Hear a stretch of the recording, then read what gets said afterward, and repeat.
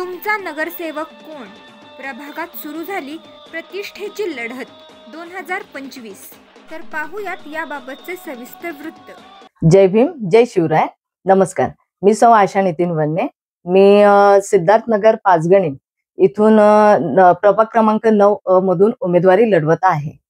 तर मी उमेदवारी लढवण्याचे कारण असे आहे की इथे असलेल्या मोठमोठ्या समस्या म्हणजे अशा की इथले ड्रेनेज लाईन, गटर लाईन, लाईटचे, परत पाण्याचे जे काही प्रॉब्लेम आहेत ते सोडवण्याचा तर मी पहिला प्रयत्न करेनच. त्यानंतर आणखीन एक मोठा प्रश्न असा की शिकत असलेली मुलं, जे शैक्षणिक शिक्षणासाठी बाहेर असलेली मुलं, त्यांच्यासाठी खूप काही करण्याची इच्छा आहे की ज्यांचे पेरेंट्स किंवा पालक की त्यांचे शिक्षणासाठी पुरेपूर पैसा पुरवत नसतील किंवा त्यांच्या शिक्षणासाठी लागणारे काही अनेक गोष्टी, अशा गोष्टी मी त्यांना पुरवण्याचा प्रयत्न करेन.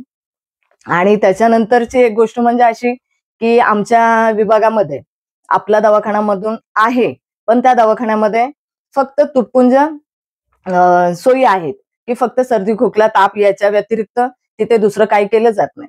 तर त्या दवाखान्यामध्ये मी आणखीन जास्त प्रमाणात उपचार कसे होतील किंवा इथे लोकांना डॉक्टर कसे उपलब्ध होतील याचा मी प्रयत्न करणार आहे. सिद्धार्थनगरमध्ये जे असलेली सार्वजनिक विहीर आहे, तर त्या विहिरीच्या जवळ एक पाण्याची टाकी बांधून त्या पाण्याच्या टाकीचं जे स्वच्छताकरण आहे ते पहिलं करण्यात येईल. आणि त्याच माध्यमातून जे सार्वजनिक जागा आहे त्या जागेवरती एक मोठी उंच अशी टाकी बांधण्याचा प्रयत्न करत आहोत की जेणेकरून विभागामध्ये किंवा प्रत्येक घरामध्ये हे 2 ते 3 तास कमीत कमी प्रत्येक घरामध्ये पाणी मिळेल याची आम्ही सोय करण्याचा प्रयत्न करणार आहोत. आणि त्याचबरोबर जे निराधार आहेत किंवा अगदीच त्यांच्याकडे काही कमाईचे सोर्स नाही किंवा वयोवृद्ध झालेले जे व्यक्ती आहेत, अशा लोकांसाठी आम्ही एक सरकार मार्फत आलेल्या ज्या योजना असतील त्या राबवण्याचा आम्ही प्रयत्न करणार आहोत. सिद्धार्थनगरमध्ये सुसज्ज अंगणवाडी करण्यासाठी शासनाकडे पाठपुरावा करणार आहे.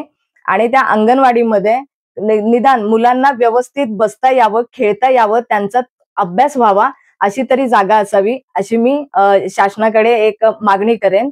आणि स्पर्धा परीक्षा अभ्यासिका उभारण्याचे नियोजन मी माझ्या प्रभागामध्ये करणार आहे. की प्रभागातील लोक माझ्या पाठीशी उभे राहतील हा मला ठाम विश्वास आहे.